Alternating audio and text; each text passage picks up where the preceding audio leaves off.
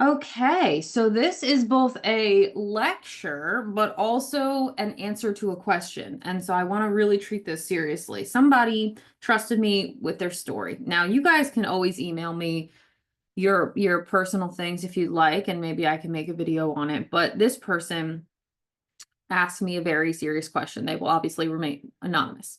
If you don't mind, can I seek your guidance on something? I don't mind. I can definitely help you and others get some perspective on this. I am recently out of an abusive relationship. Congratulations. And it's taken time to heal, and I'm definitely not there yet. That's very standard processes. Most women I speak to have been in some kind of sexually abusive relationship, and it takes a while to heal. So that's understandable. One part that has been really hard is that when we were intimate, he always wanted to force me to do things I was not comfortable with and then got angry at me when I would do them. That is also very normal. That happens a lot. There is a recent study done that, this is not men bashing, by the way, this is just men awareness. There was a study done that, well, it's not a study so much as like a real life experience that was discussed, that men in Germany are using AI sexually, like these AI robots sexually, and the AI robots are coming back with like assault wounds on them, right? I was just watching this the other day. And so there is a correlation between anger and violence and the bedroom, because there's power and control in the bedroom that a weak, unhealed person, male or female, will use that intimate act of sex to coerce, manipulate, control. So this is very standard procedure, and we'll talk about it. It's made it hard to be with someone else and let myself be vulnerable and naked in front of another person. Understandably, because what's supposed to be a vulnerable, raw, and intimate act has been violated. So that is very often the case. Do you have any tips on just little things I can do to reclaim my sexuality and get to the point where I could be with another person comfortably? And yes, I have a whole lecture on it because I help people with this a lot. I also had to go through this multiple times in my life, right? So, the number one thing that this often comes down to is people pleasing. We as women, especially, but not always just women, want to do things to make our partners happy. And some of those things violate our own moral codes, right? We want to do things to make the people we care about, not even sometimes partners, happy. And it presses on our own comfortability, right? Your friend asks you to host a party, you want to make them happy, but you don't really feel comfortable hosting. You do it anyway, it's a disaster, and they get mad at you. Okay, we can take the sex component out of that situation. It's the same situation. They asked you for something you weren't comfortable with, you tried to do it for them, and it displeased them anyway because you didn't do it in the way they wanted it done. It doesn't only have to be sex. It certainly happens often in the bedroom, right? And so this is why a lot of times you, I know this is very cliche to say, do not have sex until you know that person. This is a big problem. Everybody wonders why they have sexual shame in this society. We'll talk about it. It's because we're having sex before we have any understanding of the person we're sharing our bodies with, of our own self or our own bodies. And a lot of times that choice is taken away from us, right? So when I was 14, I was young. I was not ready to have sex. I was not ready to have sex. And I told the person no multiple times. And he just laid on top of me and said, I'm not leaving until he has sex with me. And so that's how I lost my virginity, right? I was not ready to have sex and it didn't matter. And that shaped difficulty for me around saying no, because I was like, well, what's the point of me saying it anyway? No one cares. No one taught me about boundaries. No one taught me about my no means no, and here's how I'm going to enforce it. And so I kind of learned at a young age that you might as well just say yes. Now, when I turned 28 and somebody asked me for nude photos, that person that I cared about, and I didn't really want to do that, but I wanted to make him happy, it came back up in a big way. Now I have a felony for doing that, right? So I very much understand doing something that violates your moral code because you feel as though you can't quite get out of the situation. Whether that's true or not, maybe you could have left, maybe you couldn't have left, right? It's a psychological, behavioral kind of an issue. And sex is one of those things that grounds into us more deeply. Okay, so the first thing before I even get into the lecture on any of it, I want to just say tips on the little things you can do to reclaim your sexuality. These are things I had to do. So after I got arrested, after my sex became a public discussion, after I was told my sex was offensive, I did not even want to look at my body. I did not even want to touch my body. I did not even want to think about my body. I did not want to look at myself naked. I did not want to even think about sex. I did not think about sex. I am someone who's always been hypersexual. And for the years following my arrest, I did not even want to think about it. And in order to, I did not send another nude picture from 2018 all the way to 2022. I did not get involved in a relationship that was sexual for 4 years after my arrest, right? So it definitely takes a toll when you share yourself in a vulnerable way and there is an adverse reaction to it. So please understand that you are pretty standard in this. Most women, like I said, I can make a whole PowerPoint on it and discuss it in my client work because like every woman has dealt with this. And many men have also dealt with this. I know it's hard because men and women have different roles in sex, right? But men too can be taken advantage of before they're ready. It gets confusing for men because on one hand, like with women, sex is almost always painful to start. Very few times is it done well for women. For men, it's not very hard to turn a man on to get him off either. So he could not want that experience, but still be sexually turned on. And that's very confusing for a man. So sex and shame are different for men and women because they have different genitalia that operate differently. So a man who has been through sexual abuse may feel shame around the fact that he really wasn't ready and he didn't really want it, but he was still turned on by it or got off because of it.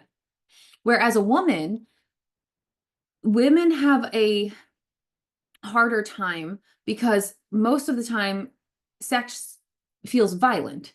Even the best sex is penetrating, is a somewhat soft assault, right? And I don't mean to sound funny when I say that, but like it is kind of a invasive thing for women, even when it's wanted, even when you're ready for it. Like there are women who have been with their partners for years and still in all, like it can hurt sometimes when they're having sex. So there's a lot of pain that's associated around sex for most women. That isn't always the case for men. Now, again, some men like pain in the bedroom, and that's a different thing. I'm talking about the actual physical act of sex being innately painful. For men, usually no. For women, often yes. So sex and shame are different depending on if you are a man or a woman. The other thing that is important to know is around sex for women is that our throat muscle and our vaginal canal are of the same material. Obviously, that's why oral and vaginal both feel really nice for a man because they are made of the same material. There is a tie. When a woman is violated vaginally in some way, shape, or form, it closes up her ability to speak. Lori Hall Sanderson wrote a young adult novel about this called Speak, where she was raped and she couldn't talk about it. Because when you close up intense vaginally, you close up intense in your throat.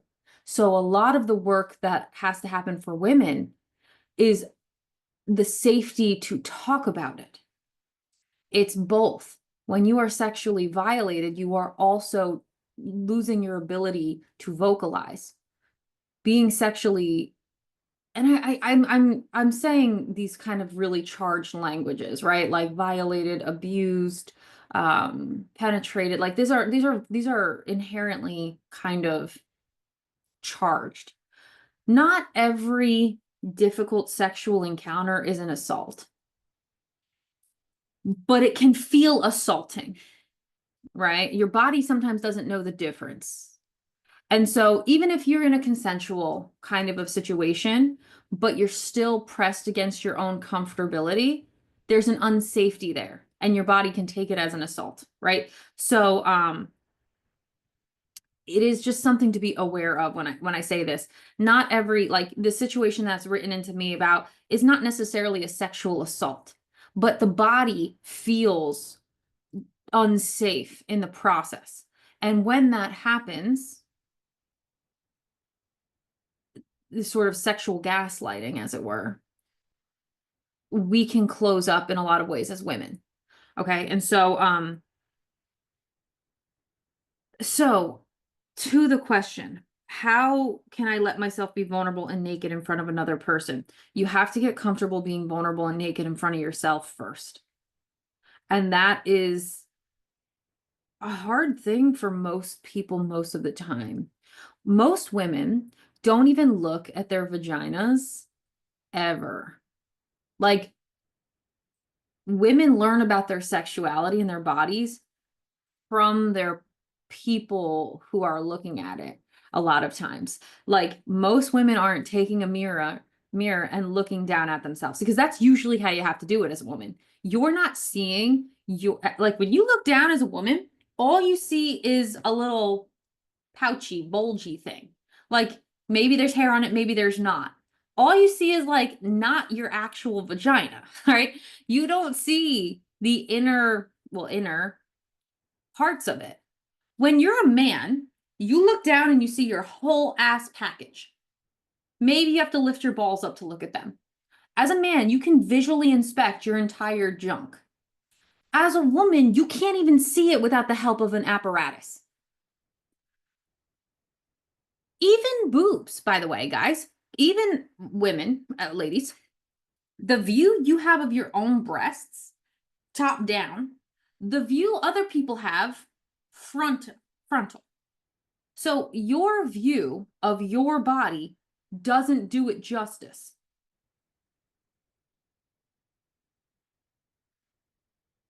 So don't wonder why you don't know your body. You can't even look at it accurately without the help of a mirror. A lot of times, women can't even pleasure themselves in a way that's effective without the help of something else. I talk about this all the time. The reason why I talk about this all the time with certain people, not everybody. The reason why it's so easy for men to have, like, a porn addiction is because it's so easy for a man to get himself off. He knows exactly how to touch himself in order to make himself come. A woman has no idea most of the time. It is so hard most of the time for a woman to make herself come, because you can't really lose yourself in the process of the enjoyment when you have to think about all the things you have to do to yourself. Stimulate your clit while you do this, while you do that. Like, there's so many things that goes into female sexuality. And so the first thing that you really have to do as a woman who's been sexually abused is reacquaint yourself with your own body. You have to do some of the somatic work. You have to, like, literally look at yourself in the mirror and appreciate the body that you've got.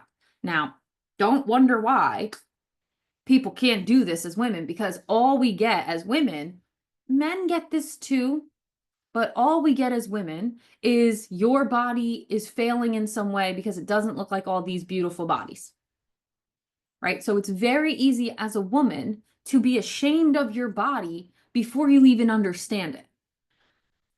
And so there's a physical and a sexual component that goes into the healing journey of your body, because it's not just sexual, it's also a worth issue. My body isn't as worthy of being beautiful as someone else's, and being seen as beautiful as someone else's. So there is so much work that goes into sexual healing, because it isn't just sex. It's also appreciating yourself physically. It's not just the penetration.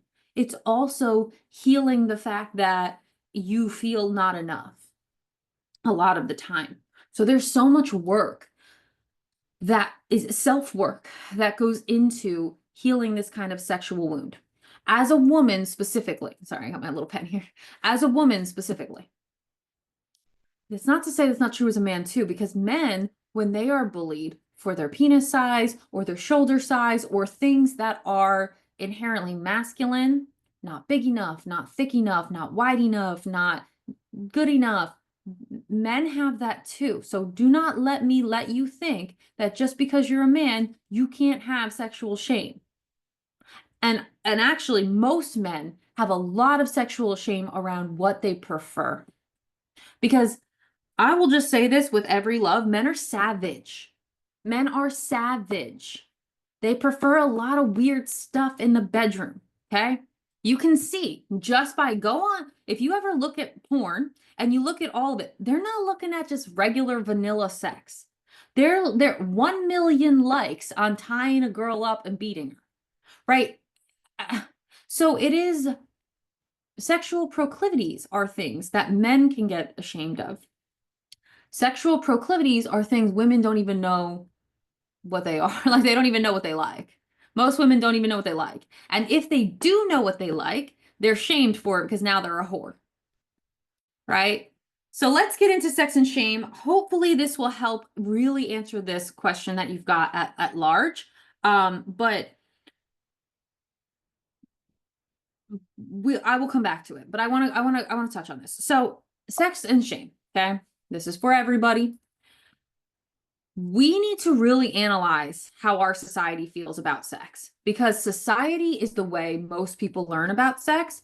Parents don't usually teach this. So kids are stumbling around, going through hormonal changes at 12, 13, 14, 15, 16 years old, and not knowing what to do with all these things they have going on in them. School teaches the like technical component of sex, the consequences thereof, but doesn't address the reasons why people, specifically men for the most part, but women can too, enjoy sex. Most women don't have sexual awakenings or understandings until they're like 40 years old, and then they're going through menopause anyway, right? Women get the short end of the sexual stick all the time, which is a shame because we're half the collaborative component of it.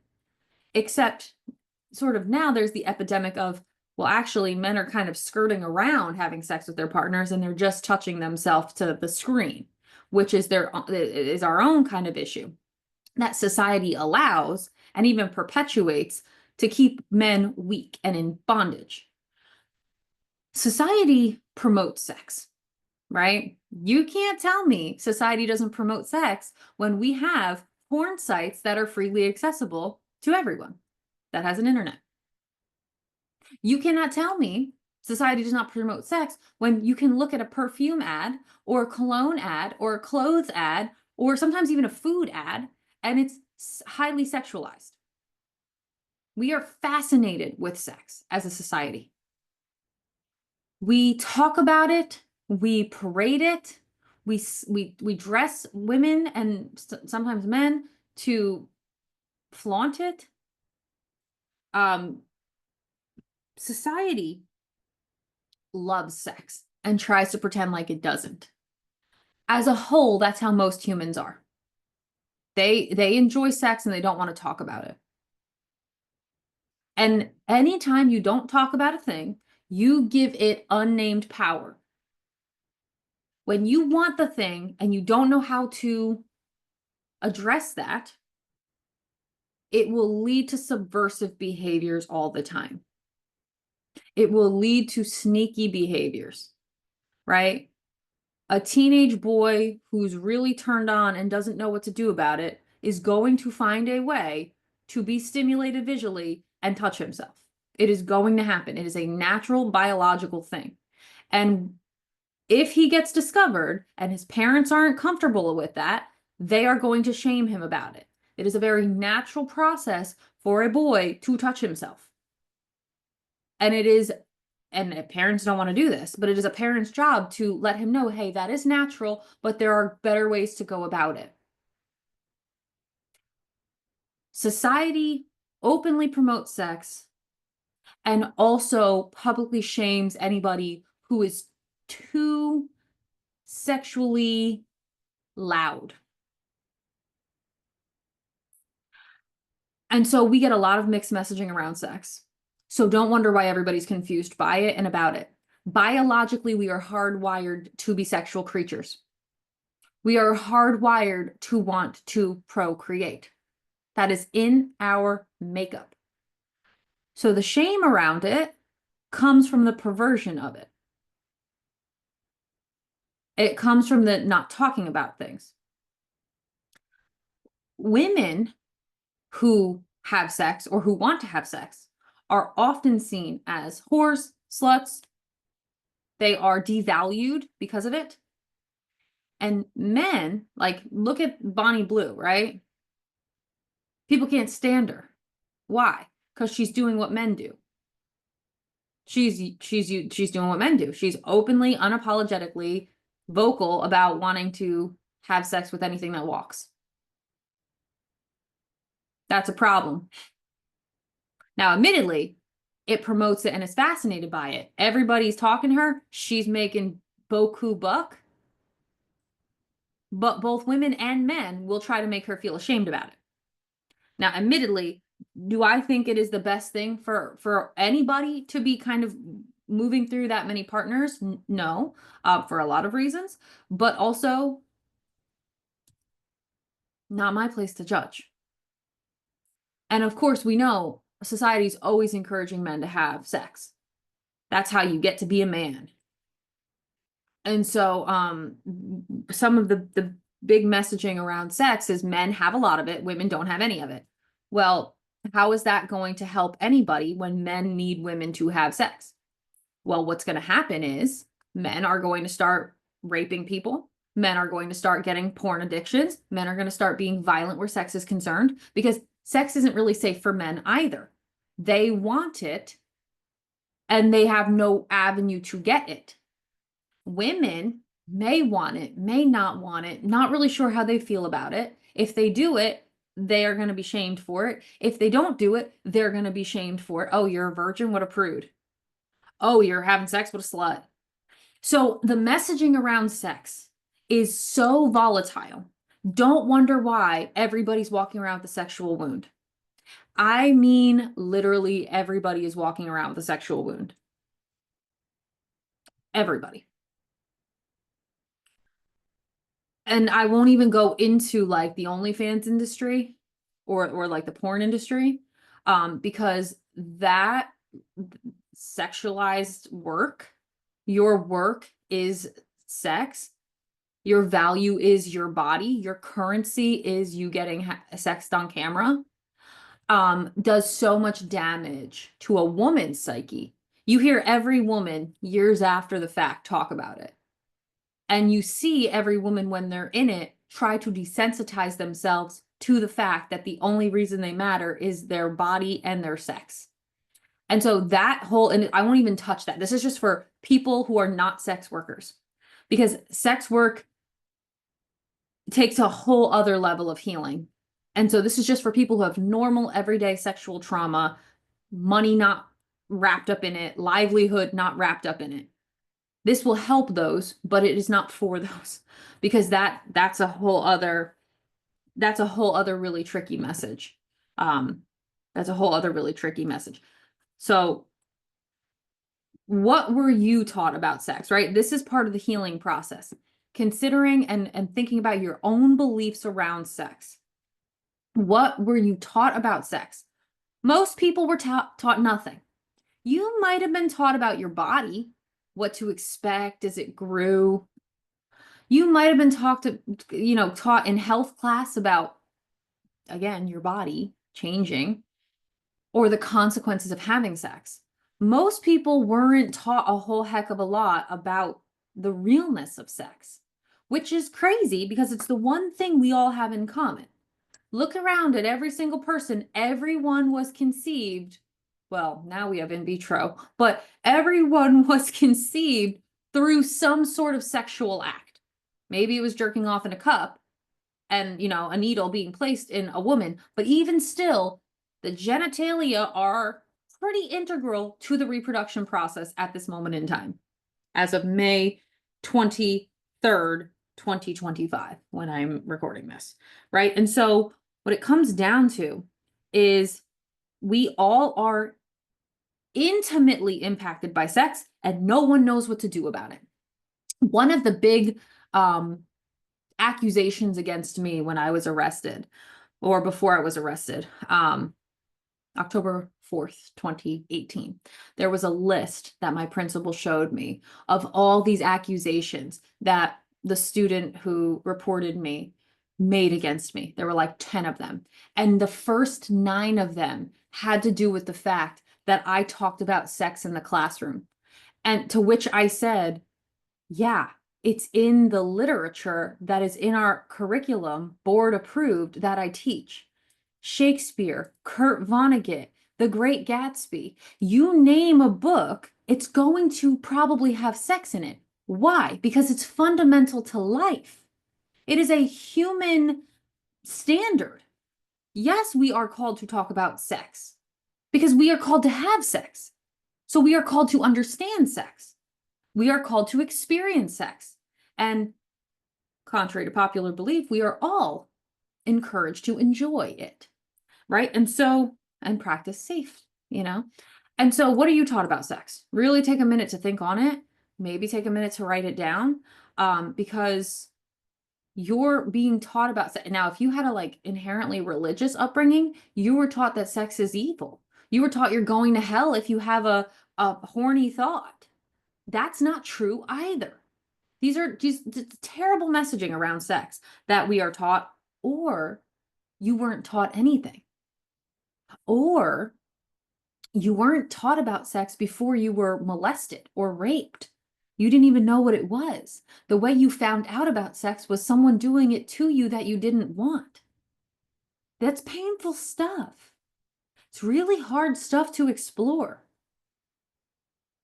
And so, of course, it's going to cultivate your beliefs around sex. Sex is scary. Sex is painful. Sex is shameful. Sex hurts. Sex makes me uncomfortable. Most people don't even know what their beliefs are around sex. I like sex. Sex is fun, is the belief, guys. Sex feels good. It does. That's true. And it's true for men and not true for women. I've had this conversation with men before, but they're like, well, I don't understand why a woman doesn't like sex. Yeah, you wouldn't. Because okay, well, go ahead and get anally raped and wonder why you don't like that. That's what I like to tell them. I'm like, you don't understand it. Let somebody insert their penis in your butthole and see how much you like it. And then you will understand why a woman does not like sometimes having sex. That helps them. It does help. Because for a man, sex is almost always pleasurable. For a woman, sex is often not at all pleasurable, especially penetrative sex. So the beliefs that you have, specifically individually you watching this, have about sex will have been subconsciously given to you by society, potentially consciously, but also maybe subconsciously implanted by your own experiences around it. And also maybe consciously kind of hardwired, hammered into you by your upbringing, depending on how you were brought up. So there's a lot you need to consider in your own brain about sex, because it impacts the way you experience sex. And especially for a woman, I mean, I see this all the time. Women often cannot get out of their own head to enjoy sex.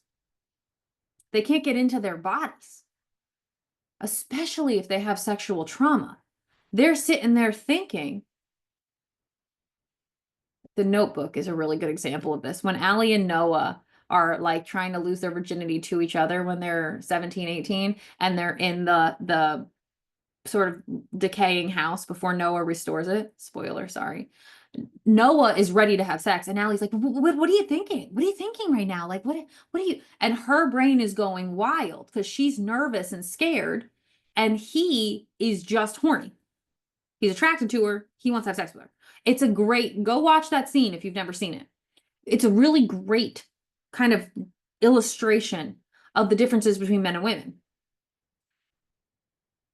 Many women are stuck in their heads, and so they can't even really let their body relax enough. So pause this here, guys. Okay, pause this here. I do this a lot with my courses. Pause this here and think about, and maybe write down. It's very helpful and healing to journal. If you are somebody who needs the help of like Chat GPT, pop over and type into Chat GPT, hey, this was my sexual experience. What might my beliefs around sex be? Question mark. If you can't figure it out, have Chat GPT try to mirror back to you. If you need to book a connection and a clarity call on this, go to my link tree and book a call. It is free and I will help you if you need to talk to someone about it. Because I'm always helping people through sexual shame. It's an important one. I had to help myself through sexual shame. You cannot imagine the kind of sexual shame I have gone through. You cannot. I guarantee you cannot. And so if I can do it, you can do it. So pause it here, think through, journal down, figure out what you were taught about sex and what your beliefs are about sex. And then when you are ready, come on back and we will keep on talking about what sex is supposed to be. Okay. This is the standard for sex, and we are so far away from it. Okay. Sex is supposed to be beautiful. It's supposed to be sacred. It's supposed to be intimate. It's supposed to be vulnerable. It's supposed to be a place where two souls and bodies connect. That's what sex was meant to be. It was supposed to be a unification of two souls. If you have a biblical background, let me just tell you, when you have sex with someone, you are marrying them. Okay? It was that serious. It was like a covenantal vow to stick a penis in a vagina. That was how you consecrated a marriage.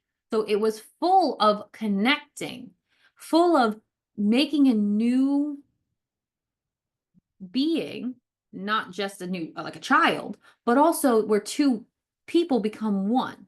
Now, they physically become one if they produce a child, right? That child is the byproduct of half of you and half of someone else, right? And that is why sex is where life begins. We have taken this thing, which was supposed to be life-giving, and we have made it death-giving. We have perverted it. We have commercialized it. We have cheapened it. We have destroyed it. We have made it violent. We have brought death into this very life-giving act, okay? It was supposed to be where life begins, not just with a baby, but also with exploring and understanding someone else. It was supposed to be an explorative process that taught us how to be open with someone else. Now, what sex teaches us is to close down. Sometimes women more than men. With men, sometimes it teaches them just to get it done and be done with it. Men have completely cut off any kind of connection with another human being through their sex.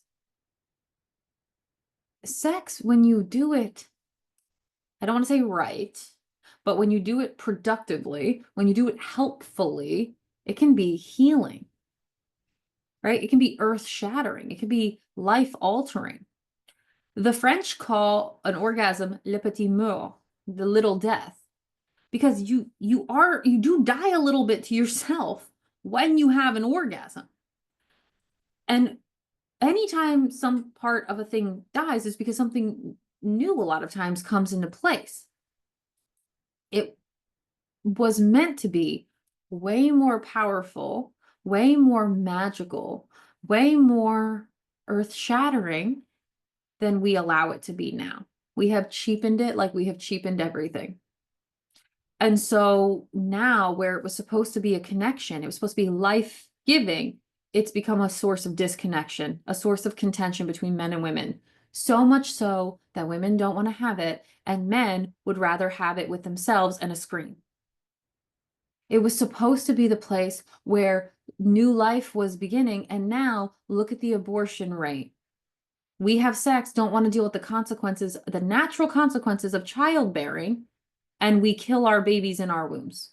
That is not to shame anyone who's had an abortion. That is to make the point that what was supposed to be for life has now normalized death.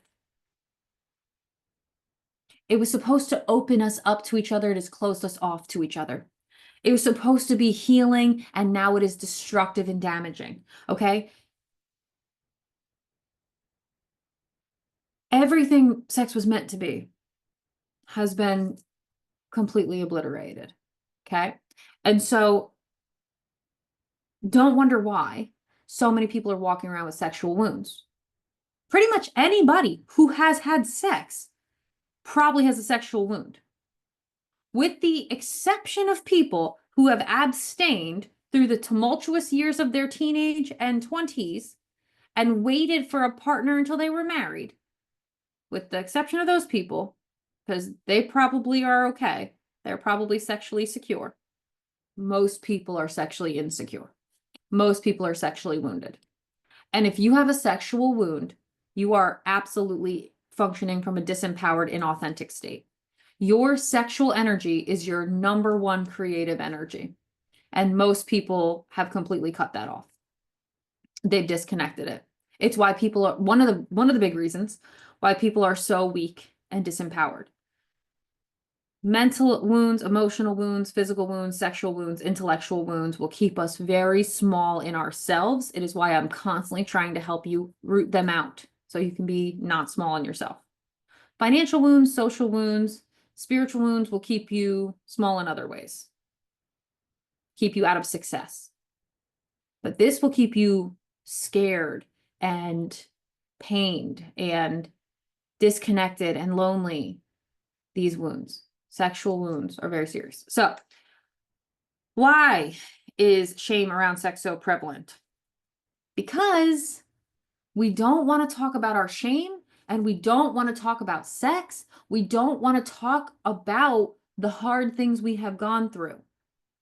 Like, you can sex, we have scandalized so much. Like, you can be a sexually offensive person, right? Like, I am sexually offensive because I sent a nude photo to somebody who asked for it. And so society has a whole other category for people who have sexual crimes. And so most people already don't want to talk about sex.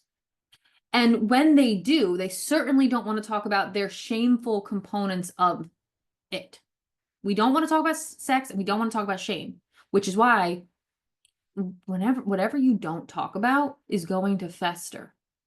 Whatever you don't allow to come to the surface is going to bury deep down in you. And at some point, you're probably just going to repress it. People don't want to admit that they are sexually shamed or ashamed, or that they have sexual shame.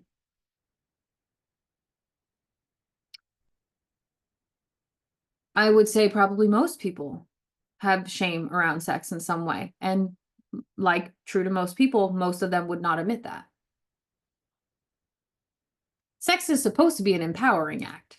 We have turned it, like I just said on the last slide, to a disempowering act, or a false sense of empowerment, like the porn or OnlyFans industry.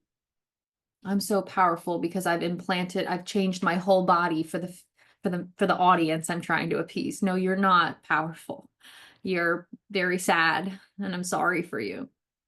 Right? Like, again, this is not entirely for the OnlyFans or the porn industry, because that has another whole element to it.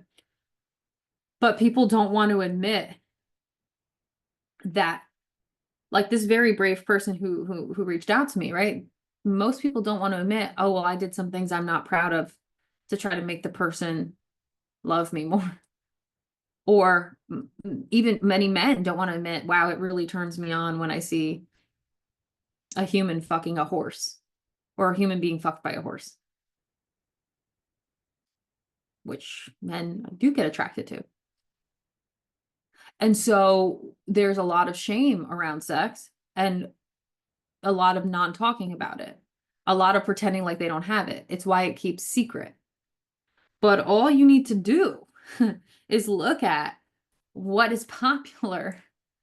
Like, look at Sophie Rain, I think her name is, right? 40 million something or other. Why? Why do people find her so attractive? Well, she looks like a child. That's why. Tim Tebow's research is really, really, really eye-opening in that men are overwhelmingly somewhat attracted to children. They're attracted to youth. And they definitely don't want to talk about that. Nobody wants to talk about that. So, of course, there's going to be shame around it. Of course, it's going to be hidden. Of course, it's going to be locked away. Now, that's not new. If you historically look, 50-year-old men were marrying 12-year-old girls for a very long time. I'm not saying it's right and I'm not saying it's wrong. I'm saying that's what it was. Older men who were established wanted younger women who could procreate for them. They didn't care about a partner. They cared about procreation. And so what it comes down to is the value system of what a person values in another person. Sex does factor into it, and nobody wants to acknowledge that. So there's a lot of shame around sex. Women are told, well, they used to be told, to safeguard their sex. He's not going to marry you. He's not going to pick you if you just give him the sex, right? Why buy the cow if you can get the milk for free? Women are told, don't act too slutty. Don't dress too provocatively. Don't give it up. Don't act on those impulses. Men are not told that. So there's a lot of shame around sex. And of course, I brought this up before, but the whore or the virgin complex for women is if you don't have sex, you're a prude. So you're dealing with that. If you do have sex, you're a whore, you're a slut. So you're dealing with that. Even if, for my own example, I was like, I don't like to say sexually abused and I don't like to say sexually assaulted. I will say sexually taken advantage of. I was sexually taken advantage of. And when I was 13, 14. And when the school found out, I was the whore. I was a slut. I was the pariah. But they didn't know I was raped. They didn't know I didn't want to do it. They didn't know I told him no 20 times. They didn't know that. And they didn't care. You know what I mean? They wouldn't care. And I certainly wasn't going to talk about it because I didn't even acknowledge it to myself until I was 21 years old.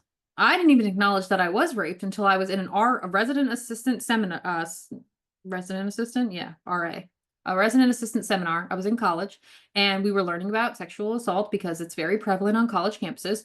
And they said, hey, you know, if you say no, that is going to lead to, you know, sexual assault. And I raised my hand and I said, well, that's not true.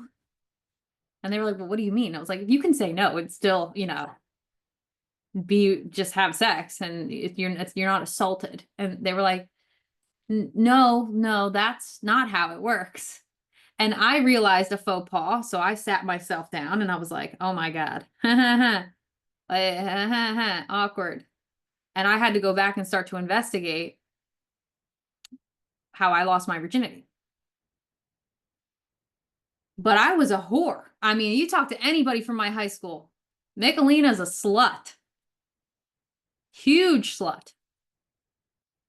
Really huge slut. And so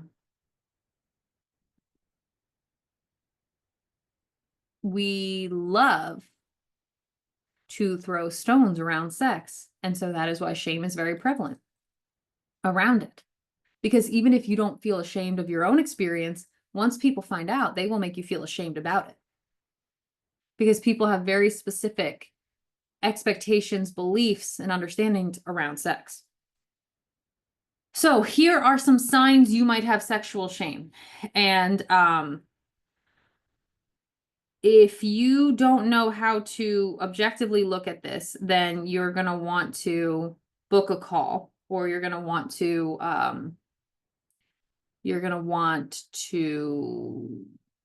do some self and story analysis work. You're going to want to be more objective, right?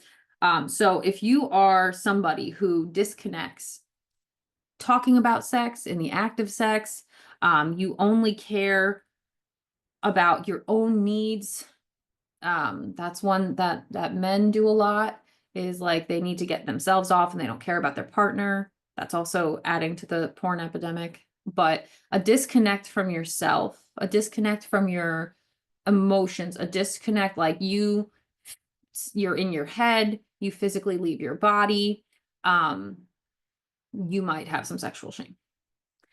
If sex comes up as a topic and you do not want to engage, you get real quiet.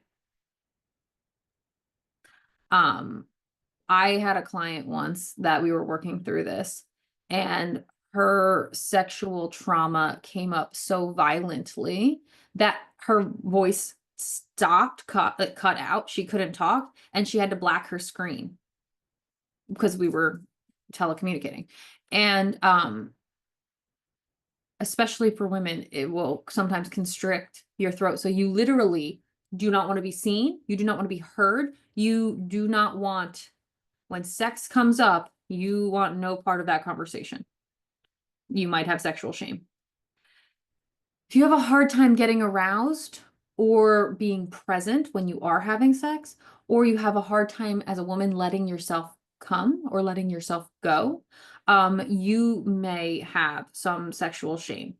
As a man, that is something, there's a big shame for men around inability to perform, right? So, or even if they don't come, right? There is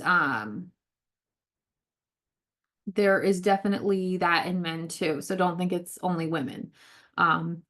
There's an expectation that a man should be able to get hard. And so if he can't for whatever reason, the woman might feel like, well, what's wrong with you? Why are you not attracted to me? You don't want to have sex with me? So that does happen for men too. Don't think it's only for women. Sexual shame, like I said, almost everybody has it in some way, shape, or form. I could talk to and help people, probably all the people with sexual shame, some way, shape, or form.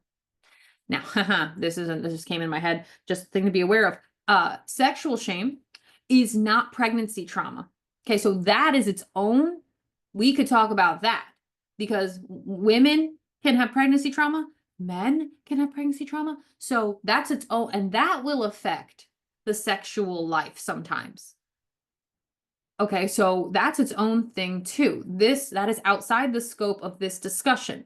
OnlyFans and porn and stuff outside the scope of that, and pregnancy and what that can and cannot do to your sexual life outside the scope of this. I can make some videos on it, but I find that this applies to everyone. Those are niched in a way that I maybe not, right?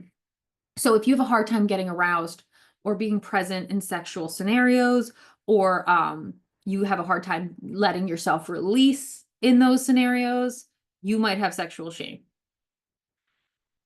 And you would be surprised. I mean, really, really be surprised how many people have a hard time getting aroused. Woman can't get wet enough, guy can't get hard enough.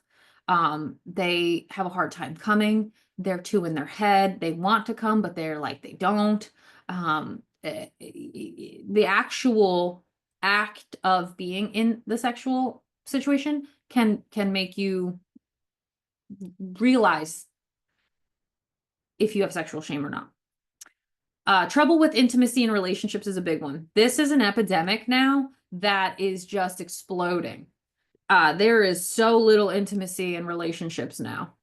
because of the disconnect that comes a lot of times from sexual shame. Men don't know how to be open and vulnerable and raw with their partners. They don't know how to ask for what they want, so they just go seek it elsewhere. Women don't know how to be safe with their partners. They don't know how to be led by them because the men aren't in good leadership. It's a very big epidemic now. Trouble with intimacy and relationships is a big epidemic.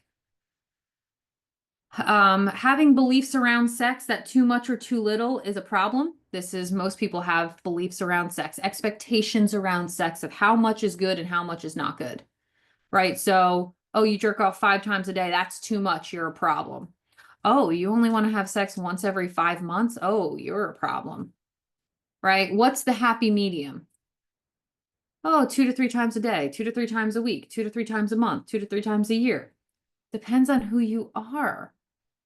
And it is something that needs to be discussed with your partner. Like, I mean, if I'm somebody who wants to have sex 2 to 3 times a day, I cannot marry somebody who wants to have sex 2 to 3 times a year. It will produce problems. Now, this is also why it's super important to work on our sexual shame, because a lot of times what ends up happening, people think they're kind of non-sexual.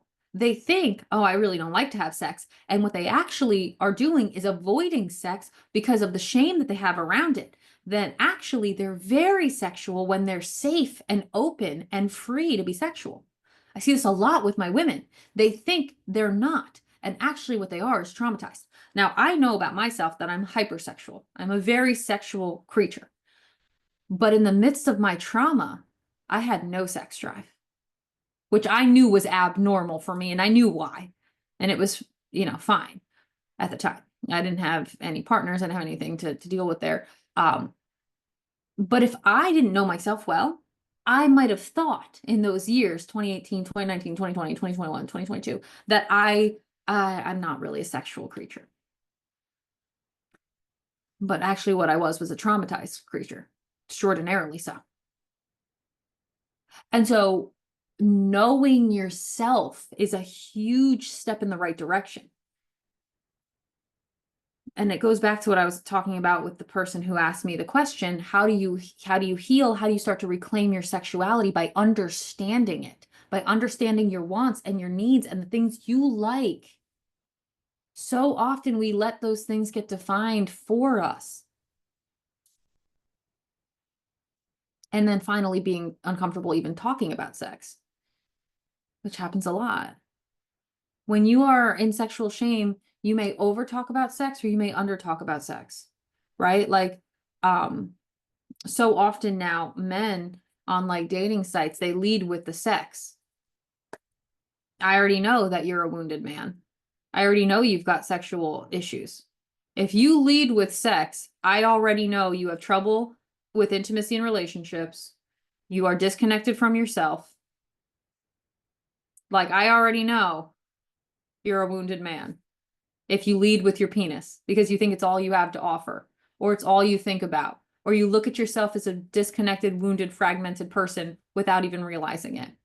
So being overly comfortable with sex or being underly comfortable talking about sex, underly, not a word, guys, being less comfortable, underly is not a word, being less comfortable talking about sex, you're out of balance either way. And so then I know you've got sexual shame somewhere. If you're hyper focused on sex, it is because you have a really deep sexual shame wound, which the men don't want to hear. The men don't want to hear. But it doesn't make it less true.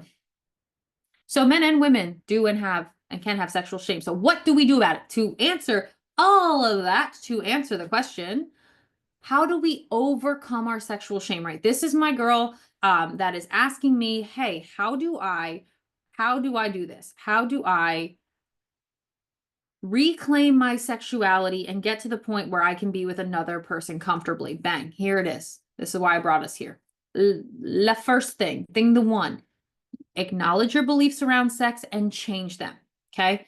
Your belief around sex that it is unsafe is your experience and not necessarily true. There are plenty of people who have wonderful, magical, safe, excellent sex. It's not just in romance novels. And for my men who think, oh, well, you can never have dirty sex with your wife, right? That is not true either. It's not just on porn, okay? There are plenty of women who want to be loved and protected and also thoroughly ravished, okay? If you look at the literature that sells to women, trust me when I say they want it. Some of them, not all of them.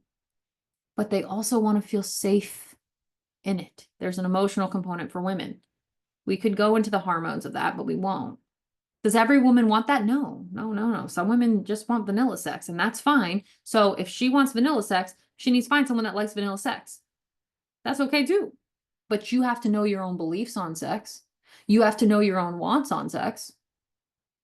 Your sexual needs matter, even if they're a little perverse. Find someone who likes that. And that takes open, honest, aware conversations. And it takes coming out of wounded beliefs on sex and into more realistic beliefs on sex, not just your experience of sex. Finding the ways you can enjoy sex. If you don't know how you enjoy sex, this is going to be hard for you. If you don't know what you like, this is going to be hard for you. Now, if you are someone you know you love oral sex, right? Then don't marry someone who never wants to go down on you, please. Or come to an agreement of, hey, I understand that you don't want to go down on me, but I that is something I need. So what can we do together to make this a thing? It's adult conversations around sex and needs. It would do a world of good. It would stop a world of cheating. It would stop a world of lies. It would stop a world of deceit. It would stop a world of secrecy if we could just be open with our partners with whom we are sharing our bodies. We can share our bodies with people, but we can't share our proclivities with people. Well, then guess what? Don't share your body with someone. If you don't feel safe enough to tell them the things that you want and like sexually, then you shouldn't be having sex with them. It's so simple. Let me not complicate it for you. Which brings me to number 3, discussing sexual traumas and issues. Now, you may not be able to do that with your partner. And so discuss it elsewhere. Find a therapist, find a coach, find someone who specializes in sex and trauma there. You know what I mean? Talk about it, figure it out. There are 8 ways that we grow. Sexually is one of them. You need to do the work around sexuality. Physical, mental, emotional, intellectual, sexual, financial, social, and spiritual are all ways that we grow as humans. You need to do individual work on all of them. Are they interrelated? Absolutely, they are. But also, are they highly individualistic? Yes, they are. So do the work. Part of the physical healing and the sexual healing is embracing your body. Nowadays, when we don't like something, we just modify it. We don't do the hard work of loving it as it is. We modify it. We change it. If that's the way you approach your body, that'll be the way you approach your relationships too.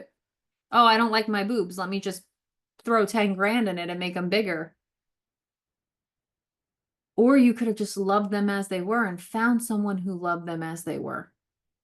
If you feel like you need to change and modify to appease the masses, don't be shocked. Don't be shocked when all your relationships are crap.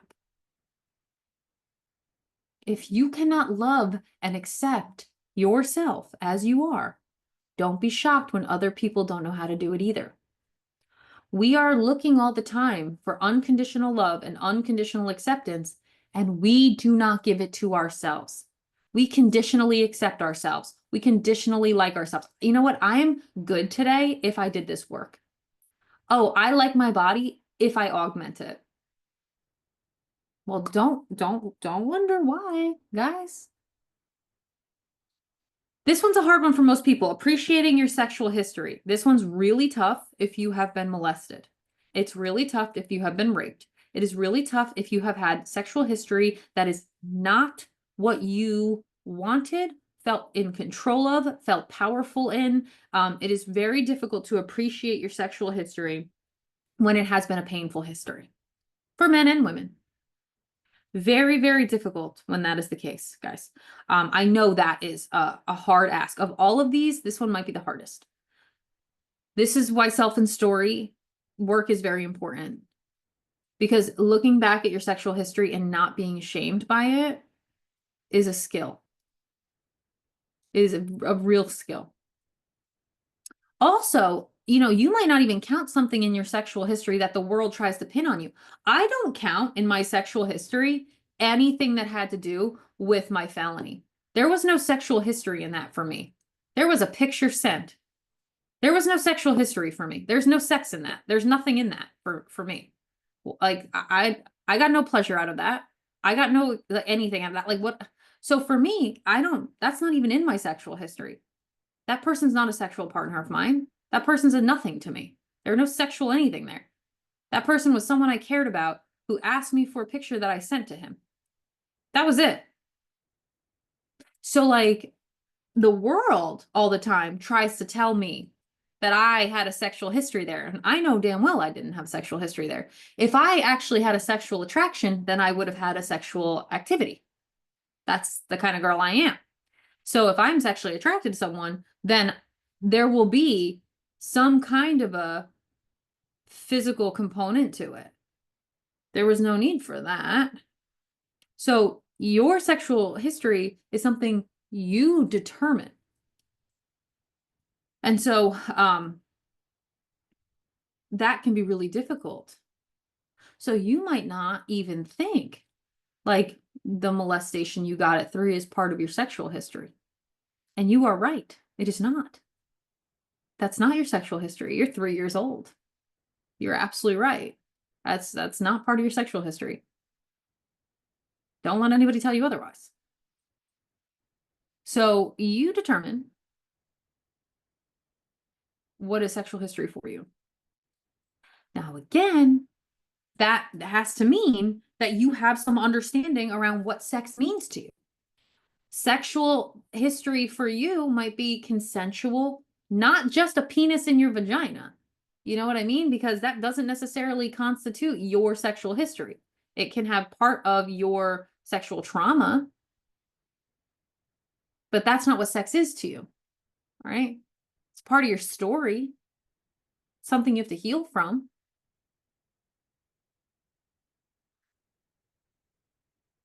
So that one may take some work. And working toward pleasure and fulfillment, not just sexually, guys. We have an epidemic of a lack of fulfillment and a lack of pleasure in this society. What we do is we avoid a lot of things and call it pleasure. Drinking, smoking, sex, most of those are avoidance techniques nowadays. They're not for pleasure or fulfillment. Most people do not know how they get pleasure or how they get fulfillment. That is a very true statement of fact. Okay. So, that is a skill. All of these, 1, 2, 3, 4, 5, are all skills. They're all things that need to be delved into. They're all things that need to be cultivated. There is not an easy answer. It's why I just made this probably very long lecture here. There's no easy answer. There's no one size fits all for going through your sexual wounds and healing them. It's very different for every person. It is something that, I mean, literally almost every person has to do. Most people won't. But if you really want to heal, part of the big healing journey is overcoming sexual shame, right? And that's where we end, right? So I hope, guys, that this was very informative for you. I know it was probably a little long. I don't apologize for that. This is not a subject that I want to skip over, mince words on, or pretend like it isn't an important subject. This is a fundamental subject to life. And so, it is an important thing to think about. So to the question, I hope it answers it. How can I reclaim my sexuality and get to the point where I can be with another person comfortably? Do the healing work. Well, what does the healing work look like? Well, it depends. I just gave you a whole PowerPoint on it. It depends on you. It might require talking to somebody. It might require, well, it definitely will require loving your body and loving and accepting it. It's definitely going to require you getting aware of what you actually enjoy where sex is concerned. Now, again, I do not claim to be an expert on sex, but I absolutely am somebody who has worked through a lot of sexual trauma, done a lot of sexual healing, and who has had sexual issues and shame follow me my whole life. As to the point that I'm technically a sex offender. My sex is offensive. Society has labeled me sexually offensive for sending a picture, right? So, yeah, I am well equipped, a well understanding of how the societal labels around sex can dehumanize a person, because that's really what it comes down to. So you reclaiming your sexuality has a lot to do with learning about your own sexuality, becoming aware of it, becoming aware of what it is you like and what it is you prefer and what it is you need. Now, we're not going to get into, this is for just, again, the standard person who has sexual trauma. There are definitely people who have deep-seated sexual psychological issues and things, right? As someone who's been through those tests and been through those experiences and has been deemed as not having them, let me tell you that there are absolutely people out there who do have them, okay? And as per the tests, I am not one of them. But this is also not for those people, because that is a very different psychological conversation. This conversation is for people who have had just kind of standard sexual shame, sexual wounds, sexual trauma, sexual abuse, in whatever experience they have had, right?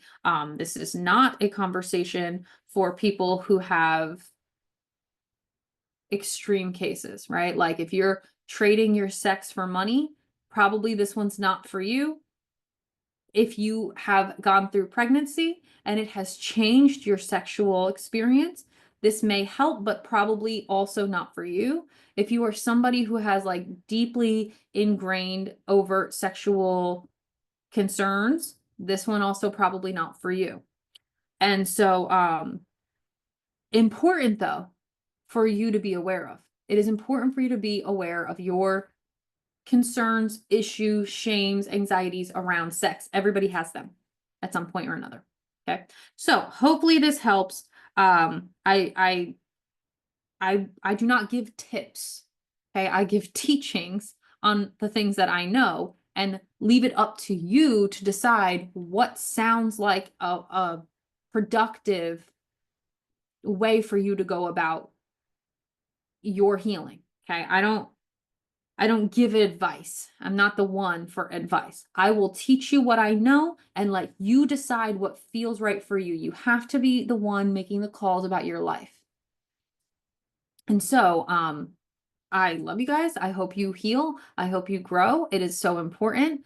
And if I can help you in that, book a call, shoot me a message. And hopefully you learned a lot from this. And if you need anything else, just let me know. But other than that, I'll see you guys on the next video.